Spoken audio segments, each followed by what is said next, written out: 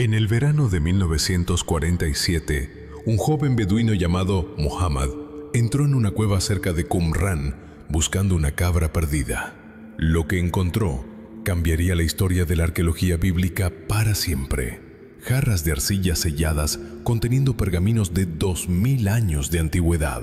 Durante los meses siguientes, los académicos del mundo entero se volcaron sobre los rollos del Mar Muerto. Tradujeron textos bíblicos, reglas comunitarias, profecías apocalípticas.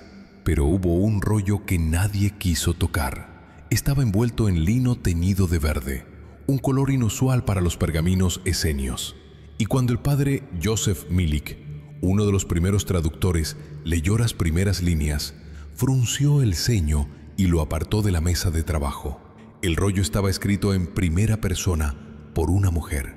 Eso ya era extraordinario. Las mujeres esenias rara vez escribían y nunca textos destinados a la preservación, pero el contenido era aún más perturbador para los académicos de mediados del siglo XX. La autora describía conversaciones con árboles. Afirmaba que la tierra le cantaba cuando caminaba descalza sobre ella. Explicaba que el sol del amanecer le transmitía mensajes que podía sentir en la piel. Detallaba rituales para absorber la fuerza vital del agua de manantial, para sincronizar la respiración con el viento, para recibir sabiduría directamente de las raíces de las plantas. El padre Milik escribió en su informe: evidente contaminación de ideas paganas en una comunidad supuestamente monoteísta. El texto carece de valor teológico y probablemente representa las divagaciones de una mente perturbada. El rollo fue catalogado como 4Q Quino 87, fragmento de naturaleza sincrética, y archivado sin publicación durante décadas. Pero en 2012 algo cambió. El doctor James Ochman, biofísico de la Universidad de Pittsburgh, estaba investigando un fenómeno que la medicina convencional consideraba pseudociencia: el earthing o grounding, la práctica de caminar descalzo sobre la tierra. Sus mediciones mostraron algo imposible de ignorar. Cuando el cuerpo humano entra en contacto directo con la superficie terrestre, absorbe electrones libres que neutralizan los radicales libres responsables de la inflamación crónica.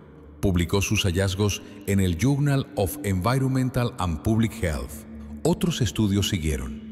Investigadores de la Universidad de California demostraron que 30 minutos de contacto con la Tierra reducían la viscosidad sanguínea en un 30%, disminuyendo significativamente el riesgo de eventos cardiovasculares. En 2015, un estudio del Departamento de Medicina de la Universidad de San Diego documentó que el contacto con la Tierra normalizaba el ritmo circadiano del cortisol, la hormona del estrés. Pacientes con insomnio crónico reportaron mejoras significativas después de solo una semana de dormir con sábanas conductivas conectadas a la Tierra. El dolor crónico disminuía, la inflamación se reducía, el sistema inmunológico se fortalecía. Los científicos comenzaron a usar un término que habría hecho sonreír a la autora del rollo olvidado: vitamina G, the ground, tierra en inglés, como si la conexión con la tierra fuera un nutriente esencial que la vida moderna nos había robado. Un estudiante de doctorado en estudios religiosos antiguos leyó estos estudios y recordó un rollo olvidado que había visto mencionado en los catálogos de Qumran. Solicitó acceso al 4Q 587. Cuando tradujo las instrucciones que la autora daba para caminar descalza sobre la tierra al amanecer, para acostarse sobre el suelo durante la meditación, para sumergir las manos en tierra húmeda mientras respiraba profundamente, la estudiante sintió un escalofrío. Los esenios, hace 2000 años, habían documentado con precisión ritualista exactamente lo que la ciencia moderna estaba redescubriendo. Este es el contenido de aquel rollo, la historia de la mujer que lo escribió y el conocimiento que esperó 70 años para ser tomado en serio. Lo que estás por escuchar podría cambiar para siempre la forma en que miras la tierra bajo tus pies.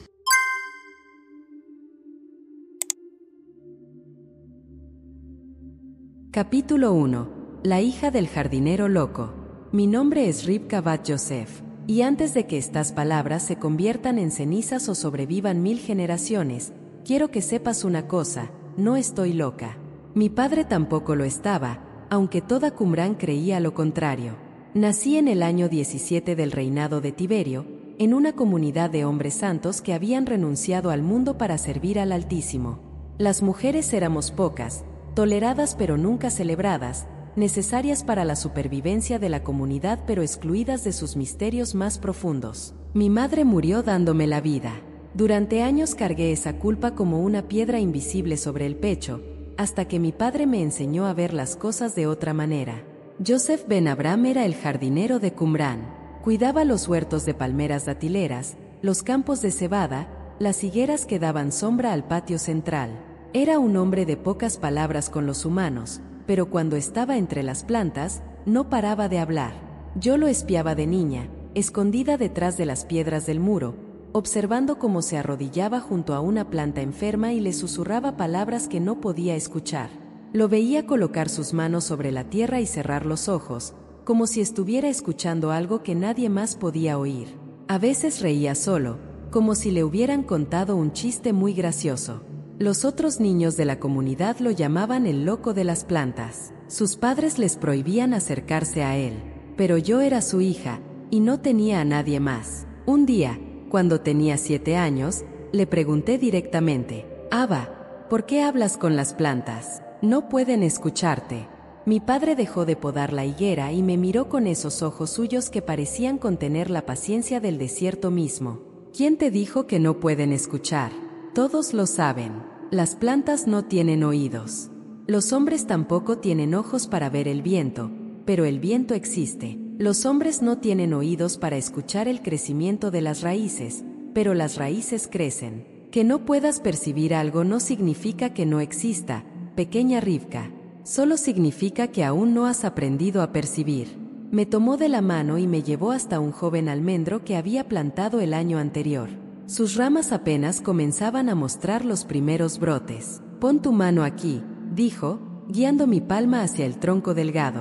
«Cierra los ojos. No pienses en nada, solo siente». Obedecí, más por amor a él que por convicción. Durante un largo momento no sentí nada excepto la corteza áspera contra mi piel. «No siento nada, Abba, porque estás buscando algo que ya conoces. Deja de buscar, solo permanece». No entendía qué quería decir, pero me quedé quieta. 1 minuto, 2, y entonces, algo cambió. No puedo describirlo con precisiones. Fue como si la frontera entre mi mano y el árbol se disolviera ligeramente. Sentí un pulso que no era mi pulso, un ritmo lento y profundo que parecía venir de muy abajo, de la tierra misma. Sentí algo que solo puedo describir como sed, una necesidad de agua que no era mi sed, sino la del árbol. Abrí los ojos, asustada. «¿Tienes sed?», dije sin pensarlo. Mi padre sonrió por primera vez desde la muerte de mi madre. «Lo tiene, ¿ves? Las plantas hablan, solo que su idioma no está hecho de palabras». A partir de ese día, mi padre me enseñó todo lo que sabía. Me enseñó a caminar descalza por los huertos, sintiendo la tierra bajo mis pies no como superficie inerte, sino como piel viva de algo inmenso. Me enseñó a identificar qué plantas estaban enfermas antes de que mostraran síntomas visibles, solo por el cambio sutil en su energía. Me enseñó a pedir permiso antes de cortar una rama, y a dar gracias después de cosechar un fruto. Me enseñó que el mejor momento para conectar con la tierra era el amanecer, cuando el rocío aún cubría las hojas y la temperatura del suelo comenzaba a cambiar con los primeros rayos del sol. Me enseñó que el agua de manantial tenía una cualidad diferente al agua de cisterna, una vitalidad que se podía sentir en la lengua y en las palmas de las manos. Me enseñó que el sol no solo calentaba, sino que comunicaba algo que la piel podía absorber, especialmente en los primeros y últimos minutos del día, cuando su luz era suave y dorada. Me enseñó que el viento no era solo aire en movimiento, sino el aliento de algo vasto que conectaba todos los rincones del mundo. «Todo está conectado», me decía mientras trabajábamos juntos bajo el sol. La tierra, el agua, el aire, el fuego del sol. Y nosotros somos parte de esa conexión. Pero los hombres han olvidado cómo escuchar. Han construido muros entre ellos y la madre que los sostiene. Caminan con sandalias gruesas que les impiden sentir. Viven bajo techos que les ocultan el cielo. Beben agua muerta de cisternas cerradas. Y luego se preguntan por qué están enfermos, por qué están tristes, por qué se sienten solos. Cuando cumplí 13 años, mi padre enfermó. Una fiebre que los sanadores no podían explicar. Durante 3 semanas languideció en su lecho, cada día más débil, cada día más distante. La última noche, me llamó a su lado. Rivka, susurró con voz que apenas era un soplo, lo que te he enseñado no es locura. Es el conocimiento más antiguo del mundo, más antiguo que las palabras, más antiguo que los templos. Los primeros humanos lo conocían, luego lo olvidaron. Ahora muy pocos lo recuerdan. Tosió, y vi sangre en sus labios. Prométeme algo.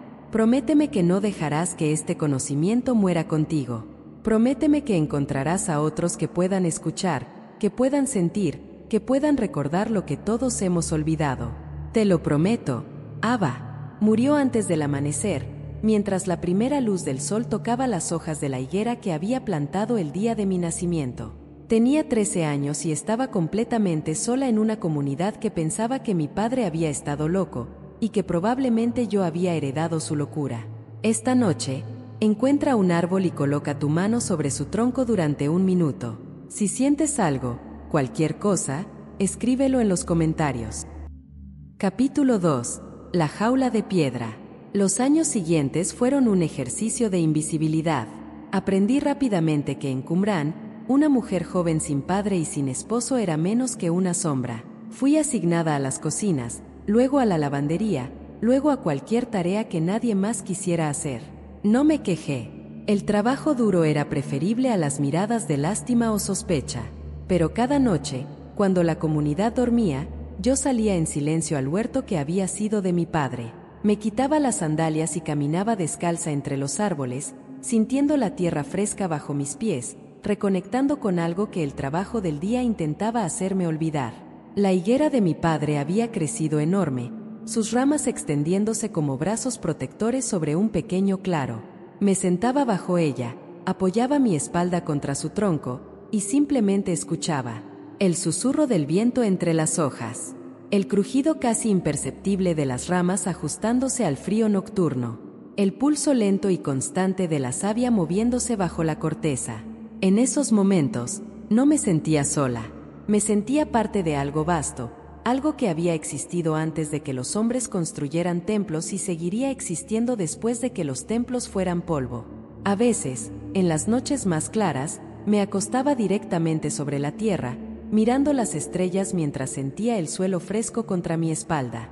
Era como si la tierra me sostuviera, como si me dijera sin palabras que estaba bien, que pertenecía, que nunca estaba realmente sola mientras mantuviera esa conexión. Mi padre me había enseñado que la tierra tiene memoria, que guarda las huellas de todo lo que ha caminado sobre ella, las raíces de todo lo que ha crecido en ella, los cuerpos de todo lo que ha muerto y regresado a ella. Acostada en la oscuridad, a veces sentía que podía percibir fragmentos de esa memoria, ecos de vidas antiguas, susurros de tiempos olvidados. Pero la comunidad tenía otras ideas sobre mi futuro. El maestro Esre, líder espiritual de Qumrán, me convocó a su presencia cuando cumplí 18 años. Era un hombre alto, delgado, con una barba blanca que le llegaba al pecho y ojos que parecían ver a través de las personas hacia algo decepcionante que encontraban dentro. Rivka Bat Yosef, dijo sin mirarme directamente, has alcanzado la edad del matrimonio.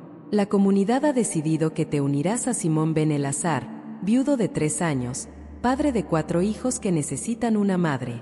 No era una pregunta, no era una propuesta, era una sentencia. Simón Ben Elazar tenía 45 años y el temperamento de una tormenta de arena. Su primera esposa había muerto de una enfermedad que las mujeres susurraban que no era del todo natural. Sus hijos me miraban con hostilidad abierta cada vez que pasaba cerca de su casa. Maestro Esre, dije, midiendo cada palabra, agradezco la preocupación de la comunidad por mi bienestar, pero mi padre me dejó un deber sagrado que aún no he cumplido. No puedo tomar esposo hasta que ese deber esté completo. Fue la primera vez que vi emoción en los ojos del maestro Esre. Lamentablemente, Era furia.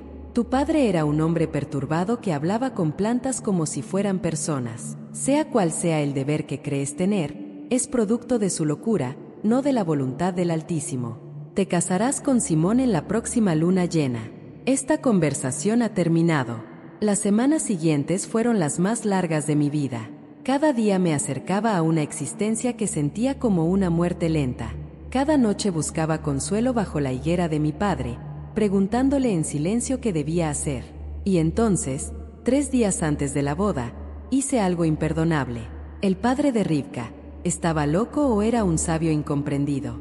Hay quienes dicen que hablar con plantas es demencia, otros dicen que es el idioma más antiguo del mundo. ¿De qué lado estás? Escríbelo en los comentarios. Capítulo 3. El crimen y el castigo.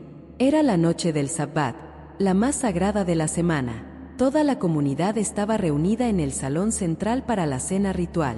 Yo debería haber estado sirviendo la comida junto con las otras mujeres. En cambio, entré en la cámara de los pergaminos.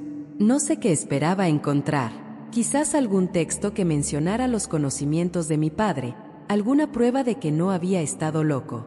Quizás solo quería hacer algo, cualquier cosa, que me hiciera sentir que aún tenía voluntad propia.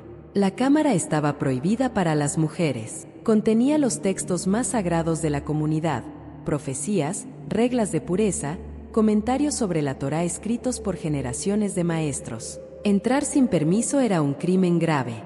Entrar siendo mujer era prácticamente impensable. Pero yo había dejado de pensar. Solo actuaba, movida por una desesperación que había crecido durante meses hasta volverse insoportable. Encendí una pequeña lámpara de aceite y comencé a revisar los pergaminos. La mayoría contenía exactamente lo que esperaba: interpretaciones de las escrituras, reglas sobre qué comer y qué no comer, instrucciones para rituales de purificación. Nada sobre la tierra, nada sobre las plantas, nada sobre el conocimiento que mi padre me había transmitido. Estaba por rendirme cuando encontré un pergamino diferente. Estaba escondido detrás de los otros, como si alguien hubiera querido olvidar que existía. El texto estaba escrito en un hebreo arcaico, más antiguo que el resto, y comenzaba con palabras que hicieron que mi corazón se detuviera. De la comunión entre el hombre y la madre tierra, de cómo el cuerpo puede sanarse tocando el suelo, de cómo el espíritu puede purificarse con el agua viva. Estaba tan absorta en la lectura que no escuché los pasos hasta que fue demasiado tarde. El maestro Esdra estaba en la entrada, flanqueado por 2 ancianos, sus rostros iluminados por la luz de las antorchas que cargaban. La expresión de sus ojos no era de furia esta vez. Era algo peor: satisfacción. Sabía que la hija del loco eventualmente mostraría su verdadera naturaleza, dijo con una voz que goteaba desprecio. Profanar la cámara sagrada en Sabbat. No podría haber pedido una prueba más clara de tu corrupción. El juicio fue breve. No me permitieron defenderme. No me permitieron explicar qué buscaban y qué había encontrado. El maestro Esdra habló de contaminación espiritual, de influencias paganas heredadas de mi padre, de la necesidad de proteger a la comunidad de elementos impuros. La sentencia fue el exilio temporal. 40 días en el desierto, sola, sin provisiones más allá de un odre de agua y una bolsa de dátiles secos. Si sobrevivía, podría regresar, pero solo como la esposa de Simón ben Elazar. Si moría, sería prueba de que el Altísimo había juzgado mis pecados. Me sacaron de Qumrán antes del amanecer, para que mi partida no contaminara el despertar sagrado de la comunidad. Tamar, mi única amiga, logró acercarse lo suficiente para susurrarme algo al oído mientras los guardias me empujaban hacia el desierto. Bajo la higuera de tu padre. Enterré algo para ti. Encuéntralo si regresas. Luego desapareció entre las sombras, y yo me quedé sola frente a la inmensidad del desierto que se extendía hacia el horizonte como un océano de arena y piedra. Tenía 18 años, un odre de agua, un puñado de dátiles, y 40 días para sobrevivir o morir. Lo que no sabía entonces era que esos 40 días no serían un castigo, serían mi verdadera educación. Mañana cuando despiertes, antes de mirar el teléfono, sal y siente el sol en tu rostro durante 1 minuto. Solo 1 minuto. Luego vuelve aquí y cuéntame qué sentiste. Capítulo 4. El desierto que devora. Los primeros 3 días casi me matan. No estaba preparada para la brutalidad del desierto de Judea. En Qumrán, aunque el paisaje era árido, teníamos pozos de agua, sombra de los edificios, comida cultivada en los huertos irrigados. Aquí no había nada, solo arena, piedra, sol y un silencio tan profundo que dolía en los oídos. El primer día caminé hacia el sur, sin un plan real, solo alejándome de la comunidad que me había rechazado. El sol era implacable. Para el mediodía, mi odre de agua estaba por la mitad. Para la tarde, entendí que moriría si no encontraba sombra. Encontré una cueva pequeña en un acantilado rocoso, apenas lo suficientemente grande para mi cuerpo. Me arrastré dentro y me acurruqué contra la piedra fresca, temblando a pesar del calor. Mi piel estaba quemada, mis labios agrietados. Mi mente comenzaba a difuminarse en los bordes. Pensé en mi padre, en cómo él habría manejado esta situación. Me habría dicho que dejara de luchar, que escuchara lo que el desierto intentaba enseñarme. Pero el desierto no me hablaba, solo me devoraba lentamente con su calor y su sed. El segundo día fue peor. Me quedé en la cueva hasta que el sol comenzó a descender, pero incluso entonces el calor era sofocante. Mis dátiles se estaban acabando. Mi agua era un recuerdo. Comencé a alucinar, viendo figuras en las sombras, escuchando voces que llamaban mi nombre. En algún momento de esa noche, acepté que iba a morir. Era casi un alivio. Al menos el sufrimiento terminaría. Al menos no tendría que casarme con Simón ben Elazar. Pero entonces recordé la promesa que le había hecho a mi padre. Prometí que no dejaría morir su conocimiento. Prometí encontrar a otros que pudieran escuchar. Si moría aquí, sola, en esta cueva anónima, habría roto mi promesa. Su legado desaparecería conmigo. No podía permitirlo. El tercer día me arrastré fuera de la cueva antes del amanecer. El aire estaba fresco, casi frío, y por primera vez en días pude pensar con claridad. Necesitaba agua. Todo lo demás era secundario.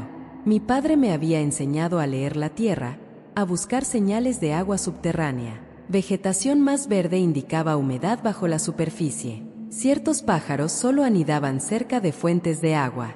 Insectos voladores tendían a congregarse donde había líquido. Comencé a caminar, ya no huyendo de Qumrán, sino buscando vida. Observé cada planta, cada piedra, cada sombra. Por primera vez desde que había salido de la comunidad, no estaba pensando en lo que había perdido. Estaba completamente presente, completamente enfocada en encontrar lo que necesitaba para sobrevivir. Era extraño. En medio de la mayor crisis de mi vida, sentí una claridad que nunca había experimentado en Qumrán. Quizás porque ya no tenía tiempo para preocuparme por el futuro o lamentar el pasado. Solo existía este momento, esta búsqueda, este paso y luego el siguiente. Y después de lo que parecieron horas interminables, lo vi, un grupo de arbustos de un verde ligeramente más intenso que el resto, creciendo en la base de un acantilado. Cavé con las manos hasta que mis dedos sangraron. Cavé hasta que las lágrimas corrían por mis mejillas, mezclándose con el polvo. Y entonces, a la profundidad de mi codo, la arena se volvió húmeda. Seguí cavando. El agua comenzó a filtrarse, primero como un goteo, luego como un pequeño charco. No era mucha, quizás suficiente para llenar mi odre una vez al día. Pero era vida. Bebí directamente del charco, sin importarme el barro que entraba en mi boca junto con el agua. Nunca nada había sabido tan dulce. Era como si no solo estuviera bebiendo agua, sino bebiendo vida misma, sintiendo como cada célula de mi cuerpo despertaba de una muerte lenta. Me quedé junto al charco hasta que mi sed estuvo saciada. Luego me acosté sobre la arena húmeda, sintiendo la frescura contra mi piel quemada, y lloré. Lloré por mi padre, por mi madre que nunca conocí, por los años de soledad en Qumrán, por el miedo de los últimos días, por el alivio de seguir viva. Y mientras lloraba, sentí algo extraño. La tierra bajo mi cuerpo parecía responder a mi dolor. No con palabras, no con pensamientos, sino con algo más básico, una sensación de sostén, de acogida, como si el suelo mismo me estuviera abrazando. Era lo mismo que había sentido de niña, cuando mi padre me enseñó a tocar el almendro. La misma disolución de fronteras, la misma conexión con algo más grande que yo. Gracias, susurré a la tierra, sin saber exactamente a quién o a qué le hablaba. Cuando finalmente levanté la cabeza, vi que no estaba sola. Tal vez piensas que la tierra no puede responder a tus emociones, que es solo roca y arena sin conciencia.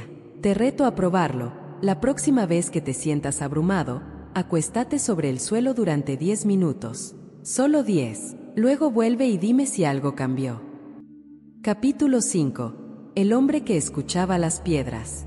Estaba sentado en una roca a 20 pasos de distancia, observándome con ojos que parecían tan antiguos como el desierto mismo. Era viejo, más viejo que cualquier persona que hubiera visto en Qumrán. Su piel era del color del cuero curtido, arrugada como un pergamino que ha sido doblado 1000 veces. Vestía una túnica simple, tan desgastada por el sol que había perdido todo color. Su barba blanca le llegaba hasta el vientre. No dijo nada, solo me miraba, como si hubiera estado esperando mi llegada. ¿Quién eres?, pregunté, mi voz ronca por días sin uso. Alguien que ha estado donde tú estás ahora, respondió. Su hebreo tenía un acento extraño, como si hubiera aprendido el idioma en algún lugar muy lejano. Alguien que casi murió en este desierto hace muchos años, hasta que aprendió a escuchar. ¿Escuchar qué? A todo.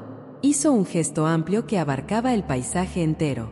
Las piedras, la arena, el viento, el sol. Todo habla, hija. Todo tiene un mensaje para quien sabe escuchar. Me habría reído si hubiera tenido la energía. Sonaba exactamente como mi padre. Mi padre decía cosas similares, dije. La gente pensaba que estaba loco.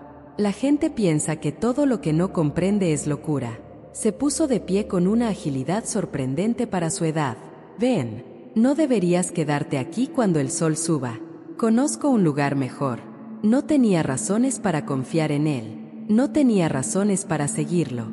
Pero tampoco tenía muchas opciones. Así que caminé detrás de él mientras el amanecer pintaba el cielo de naranja y rosa. El anciano caminaba sin prisa pero sin pausa, sus pies descalzos moviéndose con seguridad sobre las piedras afiladas que hacían sangrar los míos a través de mis sandalias gastadas. ¿Por qué caminas descalzo?, pregunté después de un rato. Porque las sandalias son paredes, respondió sin volverse. Separan tus pies de la tierra, y la tierra tiene mucho que decir. Algo en su tono me hizo detenerme. Mi padre me enseñó lo mismo, dije lentamente. Me enseñó a caminar descalza por los huertos. Ahora sí se volvió, y vi algo nuevo en sus ojos, reconocimiento. Tu padre era Joseph, el jardinero de Qumrán. No era una pregunta. ¿Cómo lo sabes? Porque yo le enseñé a él, hace muchos años, cuando era joven y tenía la misma hambre de conocimiento que veo en tus ojos. Una sonrisa cruzó su rostro arrugado. Pasé 3 años en Qumrán antes de que la comunidad decidiera que mis enseñanzas eran demasiado peligrosas. Tu padre fue mi único estudiante que realmente entendió. Mi corazón se aceleró. Este hombre conocía a mi padre. Le había enseñado. Era el origen del conocimiento que me había sido transmitido. De repente, el desierto ya no parecía un lugar de castigo, sino un lugar de encuentro, como si todo lo que había sucedido me hubiera traído exactamente donde necesitaba estar. ¿Cuál es tu nombre?, pregunté. Los nombres son menos importantes de lo que crees, pero si necesitas llamarme algo, puedes llamarme lo que tu padre me llamaba, el viejo del desierto. Rió suavemente. Aunque supongo que ahora soy el muy viejo del desierto. Llegamos a su refugio al mediodía. Era una cueva mucho más grande que la que yo había encontrado, ubicada en la cara norte de un acantilado, protegida del sol directo durante la mayor parte del día. Dentro había señales de habitación prolongada, esteras de palma, vasijas de barro, un pequeño jardín de hierbas que crecía en la entrada donde la luz era suficiente. Descansa, dijo, señalando una de las esteras. Come. Me ofreció dátiles, higos secos, un trozo de pan que parecía haber sido horneado recientemente. Mañana comenzaremos tu verdadera educación. Comí con una gratitud que no podía expresar en palabras. El anciano se sentó frente a mí, observándome con esa mirada que parecía ver más allá de la superficie. ¿Por qué me ayudas?, pregunté entre bocados. No me conoces. Conozco lo que importa, respondió. Conozco el hambre en tus ojos. No hambre de comida, sino hambre de verdad.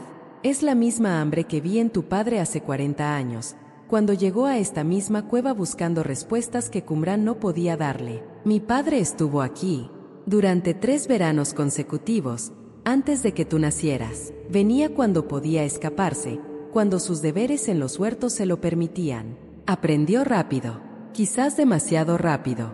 Los maestros de Qumran comenzaron a sospechar, a hacer preguntas sobre dónde desaparecía. Por eso dejó de venir. Me quedé en silencio, procesando esta nueva información sobre mi padre.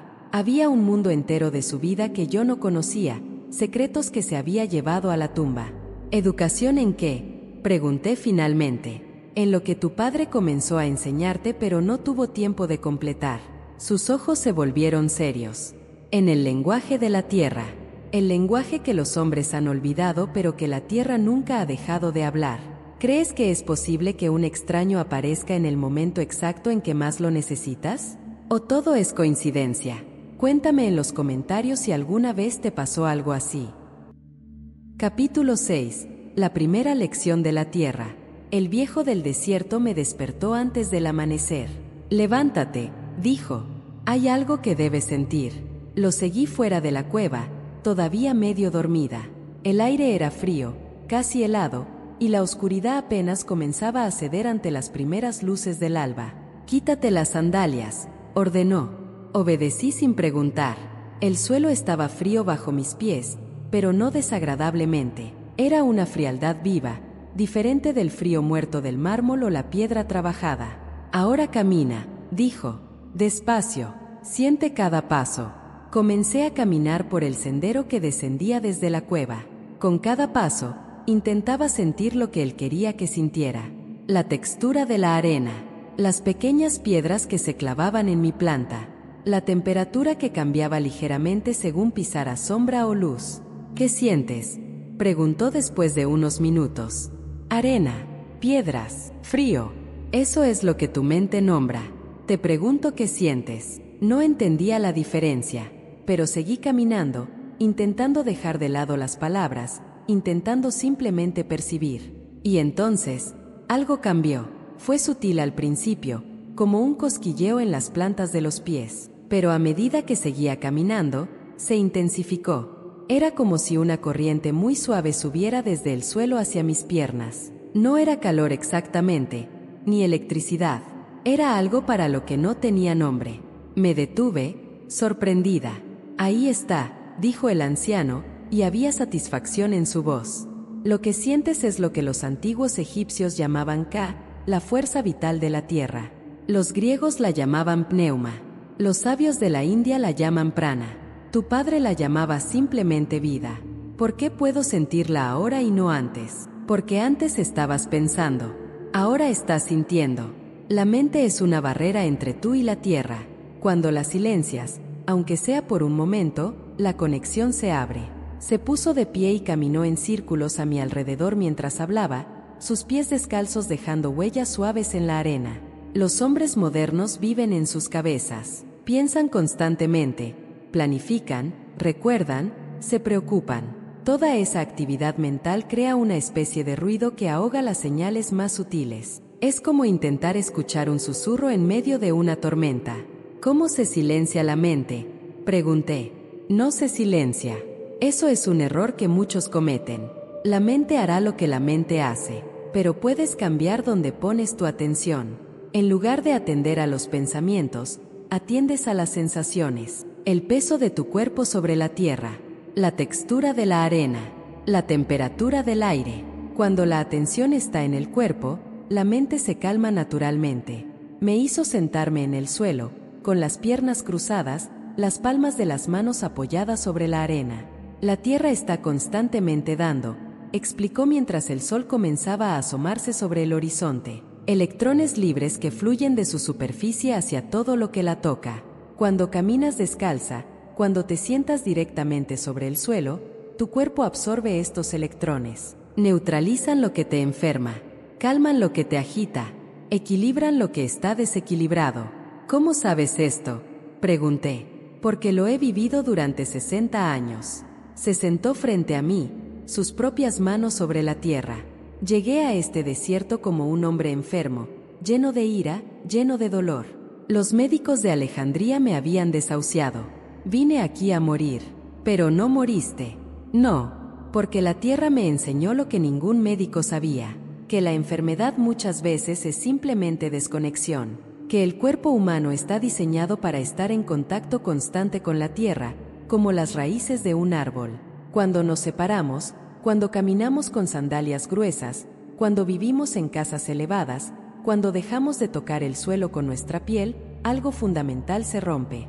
El sol estaba más alto ahora, y sentí su calor comenzar a tocar mi rostro. Cierra los ojos, dijo el anciano. Siente la tierra debajo de ti. Siente el sol sobre ti. No pienses en ellos. Solo siéntelos. Cerré los ojos. La oscuridad interior se llenó gradualmente de sensaciones que antes había ignorado.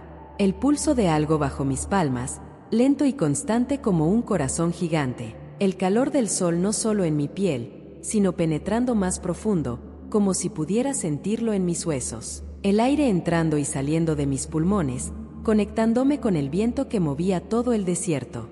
Y algo más, algo que no puedo describir sin que suene a locura, pero que era tan real como la arena bajo mis manos. Una sensación de pertenencia, de ser parte de algo infinitamente más grande que yo, de no estar sola, nunca haber estado sola, porque siempre había estado conectada a esto, solo que había olvidado cómo sentirlo. Cuando abrí los ojos, estaba llorando. El anciano asintió, como si mis lágrimas fueran exactamente lo que esperaba. Esto es lo que tu padre quería que supieras, dijo suavemente. Esto es lo que la comunidad de Qumran nunca entendió, con todas sus reglas y rituales y pergaminos sagrados. No necesitas intermediarios para conectar con lo divino. La tierra misma es el templo. Tu cuerpo es el altar. Y la comunión ocurre en cada paso descalzo, en cada respiración consciente, en cada momento en que recuerdas que eres parte de todo lo que existe. Esa noche dormí sobre la tierra, sin estera, sin nada entre mi cuerpo y el suelo. El anciano se había retirado a su rincón de la cueva, pero antes de dormir me dijo algo que guardé en mi corazón. Tu padre no estaba loco, Rivka. Estaba despierto. En un mundo de dormidos, los despiertos siempre parecen locos. Pero la locura verdadera es vivir desconectado de la fuente de toda vida, caminar sobre la tierra sin sentirla, mirar el sol sin verlo, respirar el aire sin agradecerlo. ¿Por qué los hombres se desconectaron?, pregunté. Por miedo. Estar conectado significa sentir todo, no solo lo agradable. Significa sentir el dolor de la tierra cuando la herimos, la tristeza del agua cuando la contaminamos, la ira del viento cuando destruimos los bosques. Los hombres construyeron muros para protegerse del dolor, pero esos mismos muros los aislaron de la alegría, de la paz, de la pertenencia. Sus palabras resonaron en el silencio de la cueva mucho después de que él dejara de hablar. La tierra me sostenía, el cielo me cubría, y en el espacio entre ambos, yo comenzaba a recordar quién era realmente. Algunos creen que sentir energía de la tierra es autosugestión. Otros juran que es real como el latido del corazón. ¿Qué piensas tú? ¿Es ciencia o imaginación? Defiende tu posición en los comentarios. Capítulo 7. Los otros maestros. Los días siguientes fueron los más intensos de mi vida. El anciano no enseñaba como los maestros de Qumran, con largas explicaciones teóricas y reglas memorizadas. Enseñaba a través de la experiencia directa, lanzándome a situaciones donde tenía que descubrir las lecciones por mí misma. El agua fue la segunda maestra. Una mañana, antes del amanecer, me llevó a un manantial oculto en una grieta de la roca, un lugar donde el agua brotaba fría y cristalina directamente de las entrañas de la tierra. Entra, dijo simplemente. El agua estaba helada. Cuando mi cuerpo tocó la superficie, cada músculo se contrajo, cada nervio gritó. Quise salir inmediatamente, pero el anciano me detuvo con una mirada. Quédate. Respira. No luches contra el frío. Acéptalo. Fue una de las cosas más difíciles que he hecho. Mi cuerpo entero temblaba, mi mente gritaba que saliera, que huyera del dolor. Pero me quedé. Respiré. Y después de lo que parecieron horas, pero probablemente fueron solo minutos, algo extraordinario sucedió. El frío dejó de ser dolor. Se transformó en algo diferente, una sensación de estar completamente despierta, completamente presente, como si cada célula de mi cuerpo hubiera sido sacudida de un sueño profundo. El agua fría es purificación, explicó el anciano mientras yo salía temblando del manantial. No solo del cuerpo, sino de la mente. Cuando el agua helada toca tu piel, no puedes pensar en el pasado ni preocuparte por el futuro. Solo puedes estar aquí, ahora, completamente presente. Es una forma de meditación que no requiere años de práctica. Es despertar instantáneo. Años después de ese momento, investigadores descubrirían que la inmersión en agua fría activa el sistema nervioso de maneras que reducen la ansiedad, aumentan la claridad mental y fortalecen el sistema inmunológico. Pero yo no necesitaba estudios científicos para saber que algo profundo había cambiado en mí después de esos minutos en el manantial helado. Me enseñó a usar el agua de otras maneras también. A beber el primer vaso de la mañana con reverencia, sintiendo cómo el líquido descendía por mi garganta, imaginando cómo llegaba a cada rincón de mi cuerpo. A lavarme no mecánicamente, sino conscientemente, agradeciendo al agua por su don de limpieza. El agua es el elemento de las emociones, dijo una tarde mientras observábamos el sol poniente reflejarse en un pequeño estanque. Cuando tus emociones están estancadas, como agua de cisterna cerrada, te enfermas. Cuando fluyen libremente, como un arroyo de montaña, te sanas. El agua externa puede ayudar a mover el agua interna. También me enseñó a escuchar el agua, a sentarme junto al manantial y percibir no solo el sonido del agua corriendo, sino algo más profundo, una especie de canción que el agua cantaba mientras descendía por las rocas. No era música en el sentido humano, pero tenía ritmo, tenía melodía, tenía algo que solo puedo describir como alegría líquida. El sol fue el tercer maestro. El anciano me hacía despertar cada día antes del amanecer para recibir los primeros rayos. No solo con los ojos cerrados, sintiendo el calor en la piel, sino también con los ojos abiertos, mirando directamente hacia el horizonte en esos breves momentos en que la luz era suave y dorada. El sol del amanecer es diferente al sol del mediodía, explicó. Su luz contiene frecuencias que nutren algo profundo en nosotros. Los egipcios lo sabían, los persas lo sabían, los hombres modernos lo han olvidado, encerrados en sus casas, saliendo solo cuando el sol ya está alto y quemante. Descubrí que tenía razón. Después de varios días de recibir el sol del amanecer, algo cambió en mi estado de ánimo. La tristeza que había cargado durante años comenzó a levantarse como niebla bajo el calor matutino. Dormía mejor, despertaba con más energía, sentía una alegría sin causa que brotaba de algún lugar profundo de mi ser. Mi padre me había dicho una vez que el sol era el padre de toda vida en la tierra, y que ignorarlo era como ignorar a un padre que intenta abrazarte cada mañana. Ahora entendía lo que quería decir. El sol no era solo una fuente de luz y calor, era una presencia, una relación, una conversación silenciosa que ocurría cada amanecer. El viento fue el cuarto maestro.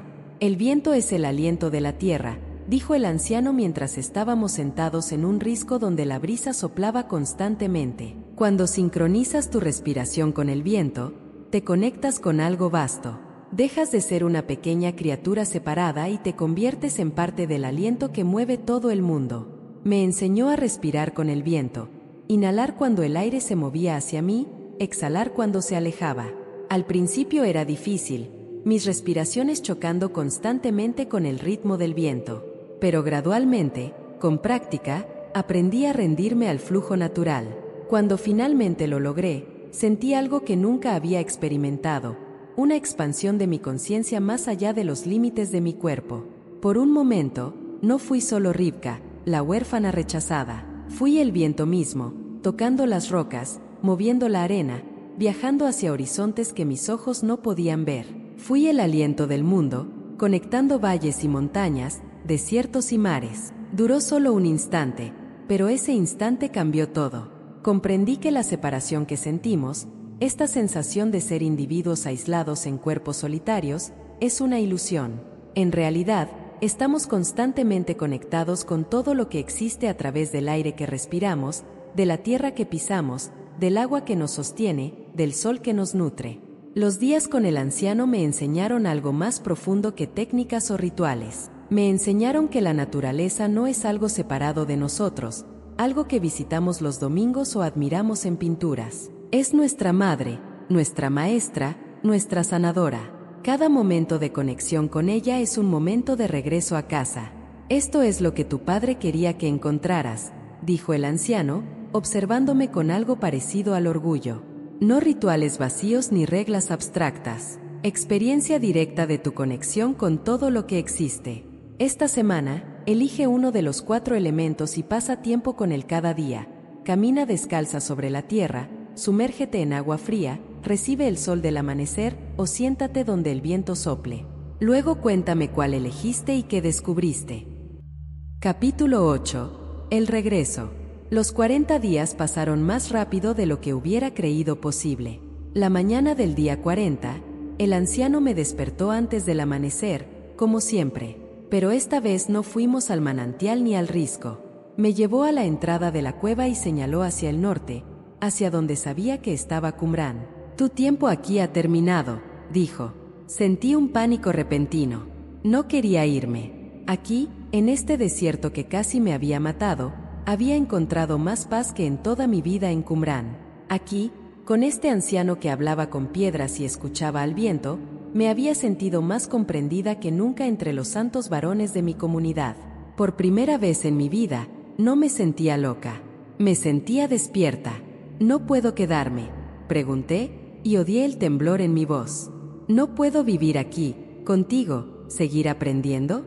Hay tanto que aún no sé, tanto que podría descubrir si me quedo.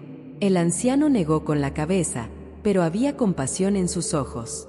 Lo que has aprendido no es para esconderlo en una cueva, es para compartirlo. Tu padre cometió el error de guardar este conocimiento solo para ti. Mira cómo terminó. Murió joven, con su sabiduría encerrada, y casi lleva su legado a la tumba contigo. Pero en Qumran no escucharán. Me consideran loca, igual que a mi padre. Entonces no enseñes en Qumran. Enseña donde puedas. A quien esté dispuesto a escuchar. Pero primero, vuelve. Hay algo que debes hacer antes de que tu camino te lleve a otros lugares. ¿Qué? Escribir. Todo lo que has aprendido, todo lo que tu padre te enseñó, todo lo que has descubierto aquí. Escríbelo en un pergamino. Ocúltalo donde puedas sobrevivir, porque vendrán tiempos oscuros, Rivka, tiempos en que este conocimiento será olvidado completamente, pero lo que se escribe puede esperar, y algún día, cuando la humanidad esté lista, lo encontrarán. No quería creerle, no quería aceptar que mi educación había terminado, que era hora de regresar al mundo que me había herido, pero en el fondo sabía que tenía razón. El conocimiento que guardas solo para ti muere contigo. El conocimiento que compartes puede vivir para siempre. Me dio provisiones para el viaje, agua, comida, incluso un pequeño cuchillo para protegerme. Y antes de que me fuera, me dijo una última cosa. Recuerda siempre, la tierra está viva, el agua está viva, el sol está vivo, el viento está vivo. No son recursos para usar, sino parientes para amar. Cuando los hombres olvidan esto, se destruyen a sí mismos. Cuando lo recuerdan, sanan. Caminé hacia el norte sin mirar atrás. Si lo hubiera hecho, probablemente nunca habría podido irme. Rivka tuvo que elegir, quedarse en el desierto donde era feliz, o volver al mundo para compartir lo que había aprendido. ¿Qué hubieras hecho tú? ¿Proteger tu paz o arriesgarla para enseñar a otros? Escríbelo en los comentarios. Capítulo 9. El pergamino verde. Llegué a Qumran al atardecer del segundo día de viaje. La comunidad había cambiado en mi ausencia, o quizás yo había cambiado y ahora veía lo que antes era invisible. Los rostros de los hermanos me parecían grises, tensos, desconectados. Caminaban sobre la tierra como si fuera un enemigo, se protegían del sol como si fuera una maldición, bebían agua como si fuera solo un líquido sin vida. Tamar me encontró antes de que los ancianos supieran de mi regreso. «Sobreviviste», susurró, abrazándome con lágrimas en los ojos. «Pensé que habías muerto». «Estoy viva», respondí. «Más viva de lo que he estado nunca». Me contó lo que había sucedido en mi ausencia. Simón Ben Elazar había tomado otra esposa. El maestro Esre había enfermado gravemente. La comunidad estaba dividida sobre qué hacer conmigo. No me importa lo que decidan, dije. No me quedaré mucho tiempo, pero primero necesito hacer algo. Esa noche, Tamar me llevó a la higuera de mi padre. Juntas desenterramos lo que había escondido para mí: un pequeño rollo de pergamino en blanco, tinta y una pluma de escribir. Pasé las siguientes 3 noches escribiendo todo lo que mi padre me había enseñado, todo lo que el anciano del desierto me había mostrado, las lecciones de la tierra, del agua, del sol, del viento. Escribí sobre cómo caminar descalza al amanecer, sintiendo la tierra fresca bajo los pies, absorbiendo la fuerza vital que fluye de su superficie. Escribí sobre el ritual del agua fría, como sumergirse en el manantial helado despierta cada célula del cuerpo y limpia no solo la piel sino también el alma. Escribí sobre recibir el sol temprano con los ojos cerrados, sintiendo su calor penetrar hasta los huesos, nutriendo algo profundo que la sombra constante mata lentamente. Escribí sobre la respiración sincronizada con el viento, sobre la meditación sentada directamente sobre la tierra, sobre el arte de escuchar a las plantas y percibir la vitalidad del agua de manantial. Escribí sobre mi padre, sobre el anciano del desierto, sobre todo lo que habían sacrificado para mantener vivo este conocimiento. No escribí en el hebreo formal de los otros pergaminos. Escribí en el lenguaje simple que mi padre usaba, como si estuviera hablando con alguien que nunca había escuchado estas verdades, porque sabía que algún día, quizás siglos o milenios después, alguien así encontraría mis palabras. Cuando terminé, teñí el lino que envolvería el pergamino con extracto de hojas, dándole un color verde. Luego lo sellé y lo escondí en una grieta profunda en la pared de una cueva, el lugar donde mi padre solía guardar sus semillas más preciadas. Partí de Qumrán la noche siguiente. ¿A dónde irás?, preguntó Tamar. No lo sé, respondí. Hacia donde el viento me lleve. Volverás algún día. La miré a esta amiga que había arriesgado todo por mí, que había robado materiales de escritura para que yo pudiera preservar el legado de mi padre, que había sido la única persona en toda Qumrán que nunca me había mirado como si estuviera loca. No lo sé, respondí honestamente, pero recuerda esto: la tierra está viva. Camina descalza sobre ella cuando puedas. Siente el sol en tu rostro al amanecer. Deja que el viento te recuerde que eres parte de algo más grande que tú misma. Y si algún día encuentras a alguien que tenga hambre de estas verdades, cuéntale mi historia. Nos abrazamos una última vez. Luego caminé hacia la oscuridad, hacia un futuro que no podía imaginar. Piénsalo, si tuvieras que esconder un mensaje para alguien que vivirá dentro de 2000 años, ¿qué escribirías? ¿Qué verdad te gustaría que sobreviviera? Compártelo en los comentarios. Epílogo: la mujer que desapareció. Nadie sabe qué fue de Rivka Bat Yosef después de que dejó Qumrán. Algunos relatos fragmentarios sugieren que viajó hacia el norte, a Siria, donde pequeñas comunidades de buscadores espirituales acogían a quienes no encajaban en las estructuras religiosas establecidas. Otros mencionan a una sanadora misteriosa en Alejandría, una mujer que curaba haciendo que sus pacientes caminaran descalzos sobre la tierra y se bañaran en agua fría al amanecer. Hay un relato especialmente intrigante en un texto gnóstico del siglo II que habla de una hija del jardinero que enseñaba que la tierra misma era el cuerpo de lo divino, y que la comunión con ella era más sagrada que cualquier ritual en cualquier templo. La descripción coincide con lo que sabemos de Rivka, pero no hay manera de confirmarlo. Lo que sí sabemos es que su pergamino sobrevivió. Cuando los romanos destruyeron Qumrán en el año 68, quemando pergaminos y matando a quienes resistían, la cueva donde Rivka había escondido su texto permaneció intacta. Las décadas se convirtieron en siglos, los siglos en milenios. Imperios surgieron y cayeron. Religiones nacieron y se transformaron. La humanidad construyó ciudades cada vez más altas, se alejó cada vez más de la tierra, olvidó cada vez más profundamente las verdades que Rivka había intentado preservar. Hasta que un día de 1947, un pastor beduino entró en una cueva buscando una cabra perdida. El pergamino verde fue encontrado exactamente donde Rivka lo había dejado, esperando pacientemente a que alguien estuviera listo para leerlo. Los académicos lo descartaron como superstición, pero la ciencia ha comenzado a confirmar lo que Rivka sabía por experiencia directa. En 2010, el Journal of Alternative and Complementary Medicine publicó un estudio mostrando que caminar descalzo sobre la tierra reduce significativamente la inflamación. En 2013, investigadores documentaron que el contacto con la tierra normaliza el ritmo de cortisol. En 2015, la Universidad de San Diego demostró que el ersing mejora la calidad del sueño y reduce el dolor crónico. En 2019, científicos japoneses demostraron que la práctica del Shinrin-yoku o baño de bosque fortalece el sistema inmunológico y reduce los niveles de ansiedad. Los científicos llaman a esto medicina de la naturaleza o ecoterapia. Inventan términos nuevos para verdades antiguas. Pero Rivka lo llamaba simplemente recordar. Y ahora, tú lo has escuchado. No es coincidencia. Si estas palabras han llegado hasta ti, es porque algo en ti reconoce su verdad. Algo en ti recuerda lo que la humanidad ha olvidado, que perteneces a la tierra, que eres parte del agua y del aire y del fuego solar. La tierra sigue esperando que la toques. El sol sigue esperando que lo recibas. El agua sigue esperando que la honres. El viento sigue esperando que sincronices tu aliento con el suyo. Los elementos no han cambiado.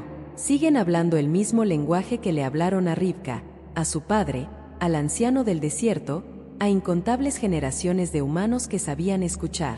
La única diferencia es que ahora caminamos con zapatos de goma que nos aíslan de la tierra. Vivimos en edificios de concreto que nos separan del suelo. Pasamos los días bajo luces artificiales que no pueden reemplazar lo que el sol nos da. Respiramos aire acondicionado en lugar del viento libre. Y nos preguntamos por qué estamos tan cansados, tan ansiosos, tan desconectados. La respuesta está bajo tus pies, sobre tu cabeza, en cada respiración que tomas. Rivka desapareció en la historia, pero su mensaje permanece. La tierra está viva, y tú eres parte de ella. Esa verdad no necesita templos ni pergaminos para ser verdad, solo necesita que la sientas. Hemos llegado al final de esta historia. Ahora te toca a ti. Elige un elemento, practica la conexión durante una semana y vuelve aquí a contarnos qué cambió. Tu experiencia puede ser exactamente lo que otra persona necesita escuchar.